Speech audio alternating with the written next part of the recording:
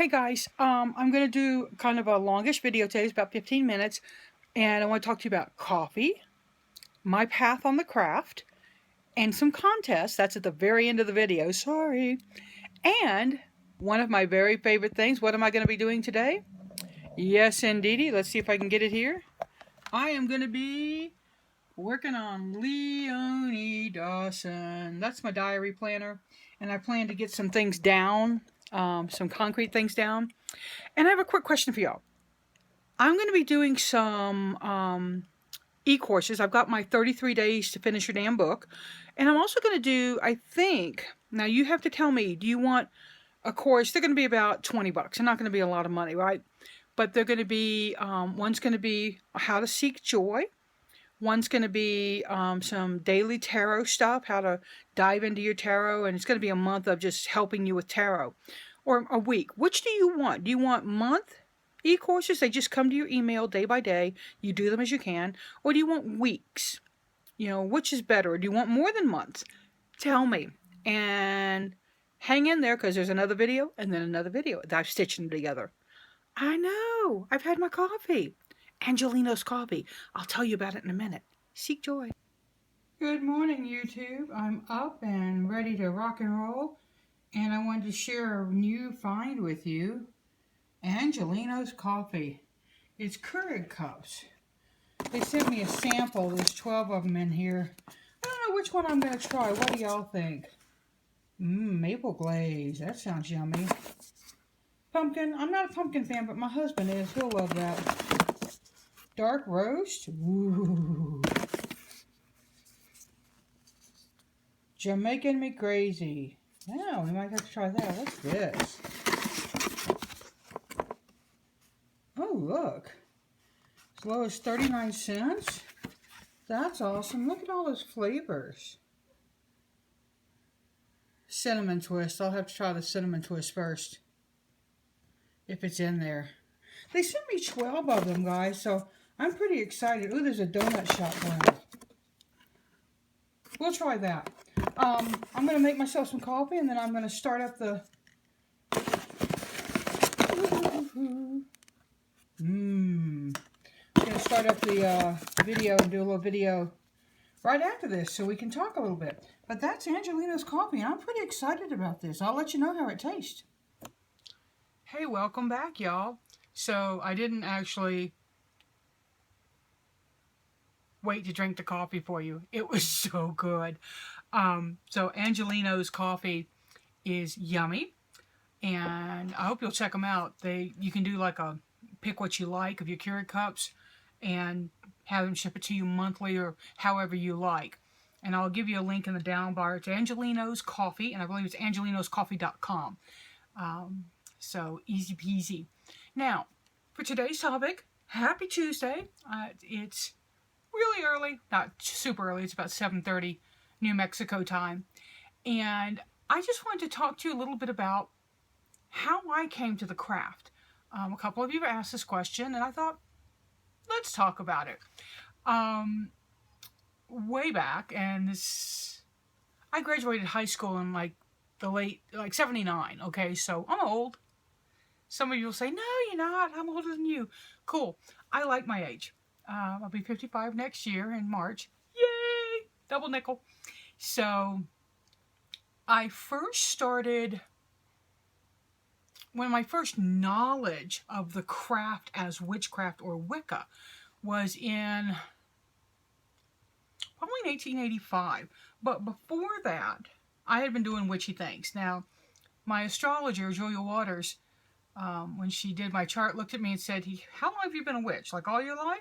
And I said, yeah, pretty much. And it's something to do with my Scorpio and where it falls and what degree it's in. But I've always had magic happening in my life. As a girl, I would go to Girl Scout camp, and one of my favorite things to do was to go for walks in the wood and talk to the trees. Not with the other girls, obviously. But, you know, we always had free time. You could just go do what you wanted. And as long as you were being safe, this was a camp that I knew very well. Although my best friend and I did get lost once at this camp that we knew very well. Embarrassing. Another story. But I started studying astrology, Yi Jing, and numerology. Those were the first three things I started studying about the age of 12. The Yi Jing's what gave me away. My mom, bless her heart, that's really one of the only times she's ever freaked out about something I was doing. And I bought those little, they were 25 cents at the time. They sell them, I think they still sell them in grocery stores and stuff. They're little, they're like pocket books. And I had the pocket guide to astrology, the pocket guide to Yi Jing, and the pocket guide to numerology. And I spent my comic book money on it. So it was important because I'm still an X-Men fan, but that was my comic book of choice when I was a kid. So I was studying them, I was reading them, I was collecting, of all things, popsicle sticks. I know, right? But popsicle sticks because I was going to make myself my own yarrow sticks and throw them, because the Yi Jing used to be yarrow sticks. You threw them in based on the coloring. That's how you told your changing lines and your broken lines or open lines. Anyway, you can also do it with coins, which is the more common way now because it's a lot easier than toting around a whole bunch of damn sticks. But Mama just flipped. She's like, no, you can't do that. That's not okay. So away they went. This may have had something to do with the fact when I was 6, the local Episcopal priest, his name was Father Trimble, and I still love him. He's gone, but he's a wonderful man. And he came over and talked to my mother and my sister and I, and Mama tells me that he reached over and just patted my little leg and said, "So, are you a little Christian?" And much to my mother's dismay, I said, "No, I'm Irish." Yeah, he looked at my mom and said, Sunday school, 10 a.m. And I practiced the numerology and stuff as much as I could, and would do thumbnail astrology stuff for my friends because I thought I was a big astrologer. I've learned a lot since then. Then in college, it's where I first learned about tarot from my friend Kate. Hi, Kate. Hope you're watching. And we can say that she turned me to the dark path. No.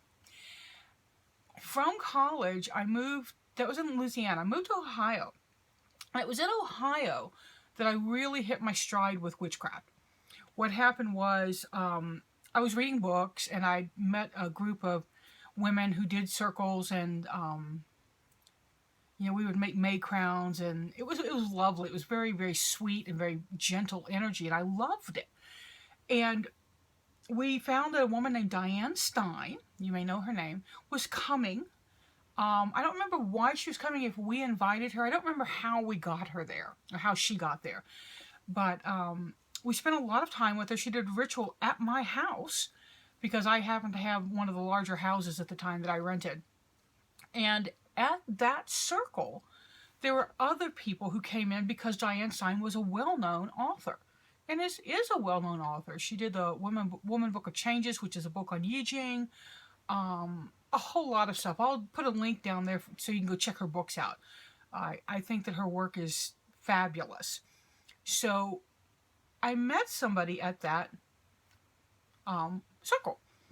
Her craft name is Liana. And Liana brought her 2 daughters, Ninian and Phaedra, and we clicked. It was lovely. It's like meeting somebody you've known for a while.